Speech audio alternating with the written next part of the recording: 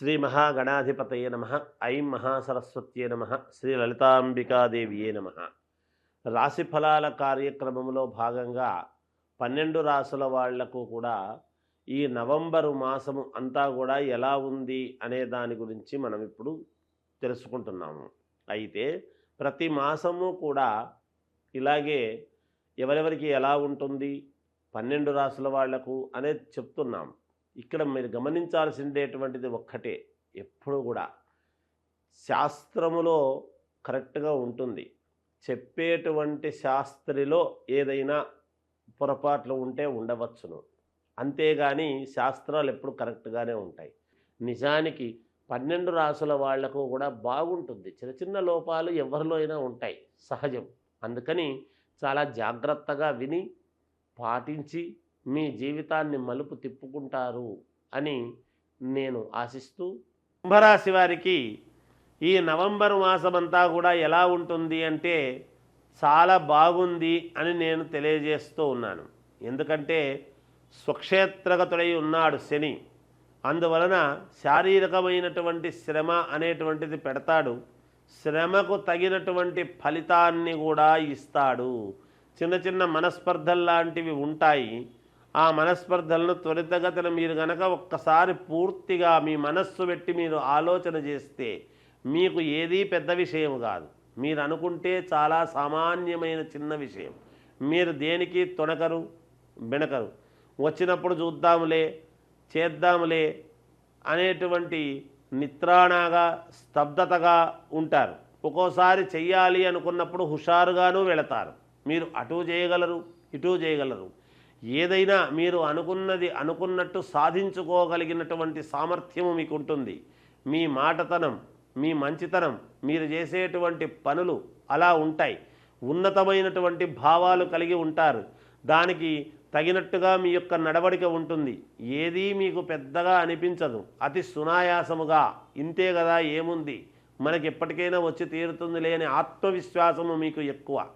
మీకే కాకుండా ఎదుటి వాళ్లకు కూడా ఆత్మవిశ్వాసం అనేటువంటిది నూరిపోస్తారు. కనుక వాళ్ళందరూ మిమ్మల్ని అనుకూలవంతముగానే చూస్తారు. మీరు చేసేటువంటి పనుల్లో విజయం లభిస్తుంది. మీరు అనుకున్నది అనుకున్నట్టుగా ఎవరికీ చెప్పకుండా సైలెంట్గా ముందుకు చేసుకుంటూ వెళతారు. కనుక విజయం అనేటువంటిది ఉంటుంది. అంతేకాకుండా మీకు కావాల్సినటువంటి వ్యక్తుల యొక్క సహాయ సహకారాలు మీకు ఎప్పుడూ అందుతూనే ఉంటాయి. ధనపరంగా స్నేహితుల వల్ల కానీ, లేదా మీరు చేసేటువంటి ఉద్యోగం వల్ల కానీ, లేదా ప్రముఖుల యొక్క ప్రశంసలు అందుకోవడం వల్ల కానీ మీకు ధనం అనేటువంటిది వస్తూనే ఉంటుంది. ఇబ్బంది అనేటువంటి మాట లేదుగాక లేదు. అంతేకాకుండా మీకు నచ్చినటువంటి ఆభరణాలు కొంటారు. మీరు నచ్చిన విధంగా మీరు జీవితం గడుపుతారు. మీరు అనుకున్నది అనుకున్నట్టుగా ఈ మాసం అంతా కూడా సంతోషముగా జీవితం ముందుకు నడపడానికి కావాల్సినటువంటి గ్రహస్థితులు అనుకూలముగా ఉన్నాయి అనేటువంటిది తెలియజేస్తున్నాను. ఇంట్లో శుభకార్యాలు చేస్తారు. అందరి ప్రశంసలు అందుకుంటారు. ఎప్పుడూ మనల్ని పిలవరు అనుకున్నటువంటి వాళ్ళ నుండి మనకు ఆహ్వానాలు అందుతాయి. అందినప్పుడు వెళ్ళి అక్కడ కూడా మీరు పాల్గొనడం ఉంటుంది. శుభకార్యాలలో పాల్గొంటారు. ఉన్నది ఉన్నట్టు మాట్లాడి జాగ్రత్తగా అక్కడ మీరు చెప్పి చేసుకోవడం జరుగుతుంది గాక. అంతేకాకుండా భూముల వలన కలిసి వస్తుంది. లోన్లు మీకు రావటం వస్తాయి. ఇల్లు కొనడానికి ప్రయత్నాలు చేయండి, కొనుక్కోండి, తప్పకుండా జరుగుతుంది. ఒక మెట్టు పైకి ఎక్కడానికి మీకు చాలా అనుకూలవంతముగా ఉన్నది. విద్యార్థులకు చాలా అనుకూలముగా ఉన్నది. రాజకీయము, సినిమా రంగములో ఉండేటువంటి వాళ్లకు అనుకూలముగా ఉన్నది గాక. ఇంకా మెరుగైనటువంటి ఫలితాలు కావాలి అనుకుంటే వ్యక్తిగతమైనటువంటి జాతకాన్ని పరిశీలన చేసుకోండి, మేలు జరుగుతుంది. జయోస్తు. శ్రీ మహాగణాధిపతయే నమ. ఐం మహాసరస్వత్యే నమ. శ్రీ లలితాంబికాదేవియే నమ. కార్తీక మాసం ఇప్పుడు మనకు ప్రారంభమైంది. ఈ కార్తీక మాసములో అందరూ పాటించాల్సినటువంటి నియమాలు ఏమిటి అనేటువంటివి ఒక్కసారి మనం చూసుకున్నట్లయితే ప్రతి వాళ్లకు కూడా మనకు కొన్ని కోరికలు ఉంటాయి. ఎన్ని పూజలు చేసుకున్నా, ఎంత చేసినా మనకు కావాల్సినటువంటివి ఏవో కావాలి, మనకు జరగాల్సినటువంటివి జరగాలి అనేటువంటివి ఉంటాయి. ఇక్కడ జగన్మాత, జగత్పిత అయినటువంటి పార్వతీ పరమేశ్వరుల యొక్క పుణ్యమైనటువంటి మాసము ఈ కార్తీక మాసం. పరమేశ్వరుడికి అత్యంత ప్రీతికరమైనటువంటి మాసము ఈ కార్తీక మాసం. ఈ కార్తీక మాసములో కార్తీకము అంటూ ఉంటారు. కార్తీకము అని దీర్ఘం అనకూడదు, కార్తీకం అనాలి. అందువలన ఈ కార్తీక మాసములో ఎక్కువగా కార్తీక దీపాలు అని పెడుతూ ఉంటారు. కార్తీక దీపం అని పెడతారు.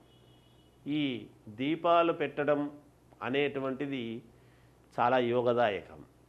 ఇంటి ముందు ఎప్పుడైతే ఇంటి ఇల్లాన్లు అందరూ కూడా, ఆడవాళ్ళంతా కూడా ఇంటి ముందు దీపారాధన, నెయ్యితో దీపారాధన ఒత్తి వేసి దీపారాధన వెలుగు అనేటువంటిది చేస్తామో, ఆ ఒత్తి ఆవు నెయ్యితో దీపారాధన చేసినటువంటి దాని వలన వచ్చేటువంటి పొగ ఏదైతే వస్తుందో అది మనకు సమాజంలో ప్రకృతిలో ఉండేటువంటి కాలుష్యాన్ని తగ్గించి తద్వారా జంతువులకు కానీ పక్షులకు కానీ మనకు కానీ మంచి చేసేటువంటి దానికి ఎక్కువగా అవకాశాలు ఉన్నాయని శాస్త్రాలు చెబుతూ ఉన్నాయి.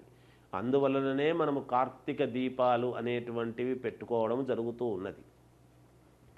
అలాగే కార్తీక పౌర్ణమి నాడు ఆకాశ దీపం అని పెట్టుకుంటాము మనము. శ్రీశైల శిఖరము దృష్ట్యా పునర్జన్మన విద్యతే అని ఎలా అయితే చెప్పారో శాస్త్రంలో, కార్తీక మాసములో ఈ కార్తీక దీపం అనేటువంటిది నెయ్యి తీసుకొని వెళ్ళి నెయ్యి ఒత్తులు 365 ఒత్తులు వెలిగించటములో ఆంతర్యం ఏమిటి అంటే తెలుసో తెలియకో చేసినటువంటి పాపాలు 365 రోజులు సంవత్సరము పొడవునా తెలుసో తెలియకో చేసినటువంటివన్నీ కూడా ఈ 365 ఒత్తులు వెలిగించి దీపారాధన చేసినటువంటి దాని వలన మనము చేసినటువంటి పాపాలు హరిస్తాయి అనేటువంటిది కూడా ఉన్నది. అందువలననే అక్కడ ఈ కార్తీక మాసములో కార్తీక పౌర్ణమికి ఈ దామోదర దీపం అనేటువంటిది పెడతాం మనం. ఆకాశ దీపం ఆకాశములో అంటే ఎక్కడ, ధ్వజస్తంభము మీద అనేటువంటిది ఉంటుంది. అలా పెట్టడంలో ఆంతర్యం ఏమిటంటే ఆ రోజు శివకేశవులకు ఇద్దరికీ ప్రాధాన్యత. మామూలుగా శ్రీ మహావిష్ణువు కృష్ణుడి రూపములో ఉన్నప్పుడు నడుముకు తాడు కట్టి యశోదమ్మ కట్టేసింది కాబట్టి దామోదరుడు అనేటువంటి పేరు వచ్చిందని మనకు కథలు చెప్పుకుంటున్నాం. అటువంటి దామోదర దీపదేవతాభ్యో నమః అని పెడుతున్నాము అంటే శివకేశవులకు మామూలుగా శివస్య హృదయం విష్ణు, విష్ణోస్య హృదయము శివ అని మనం చెప్పుకుంటున్నాం. అభిషేక ప్రియో శివ, అలంకార ప్రియో విష్ణు అని. అందువల్ల వీళ్ళు ఇద్దరూ మనకు అవసరమే. స్థితిగతులను చూసేటువంటి వాడు మనకు ఆయుష్నిచ్చి మనకు జీవితాన్ని ఇచ్చేటువంటి పరమశివుడైతే, మనము స్థితిగతులను ఇచ్చి సంతోషముగా మనం ఉన్నతమైనటువంటి స్థితికి తీసుకువెళ్ళేటువంటిది విష్ణువు. అందుకని కార్తీక పౌర్ణమి నాడు విశేషమైనటువంటి పౌర్ణమి చంద్రుడు అంటే పూర్ణము కళలతో ఉంటాడు, నిండు చంద్రుడుగా ఉంటాడు. మనము కోరేటువంటి కోరిక, చంద్రుడు మనఃకారకుడు కాబట్టి మన మనస్సులో ఉండేటువంటి కోరిక తప్పకుండా జరిగి తీరుతుంది, ఏది కోరుకున్నా జరుగుతుంది అని. అయితే మనలో చిత్తశుద్ధి ఉండాలి. 10 కోరుకోరాదు, ఒక్కటి కోరుకోండి. 365 ఒత్తులు పెట్టి భార్యాభర్తలు ఇద్దరూ ఒకటిగా అనుకొని ఒకే ఏవకోన్ముఖముగా, భార్యాభర్తలు ఇద్దరు వేరువేరు కాదు, ఇద్దరు ఒకరే. కోరుకునేటప్పుడు కూడా ఇద్దరూ ఒక పద్ధతిగా అనుకొని మాకు ఇది కావాలి అని కోరుకోవడంలో తప్పులేదు. ఏ కోరిక లేకుండా చేయమంటే అంత నిస్వార్థంగా చేయటానికి మానవులకు ఎక్కడవుతుంది?